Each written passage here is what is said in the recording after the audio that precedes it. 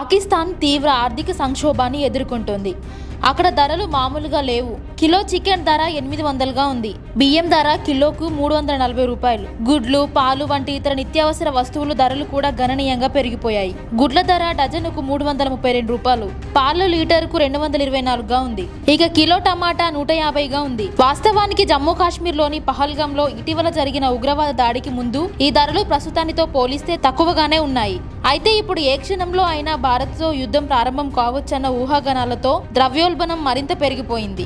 ఆహార భద్రత కారణంగా 10 మిలియన్లకు పైగా ప్రజలు ఆకలితో అలమటించే ప్రమాదం ఉన్నందున పాకిస్తాన్ ఆర్థిక దృక్పథం నిరాశజనకంగా ఉంది.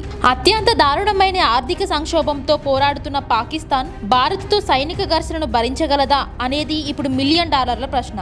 జమ్మూ కాశ్మీర్లోని పహల్గాంలో ఇటీవల జరిగిన ఉగ్రవాద దాడి తర్వాత రెండు దేశాల మధ్య ఇప్పటికే దెబ్బతిన్న సంబంధాలను మరింత తీవ్రంగా చేసింది. ప్రస్తుత ఆర్థిక సంవత్సరంలో 1 కోటి మందికి పైగా పాకిస్తానీలు ఆకలితో అలమటించే ప్రమాదం ఉందని నివేదికలు చెబుతున్నాయి.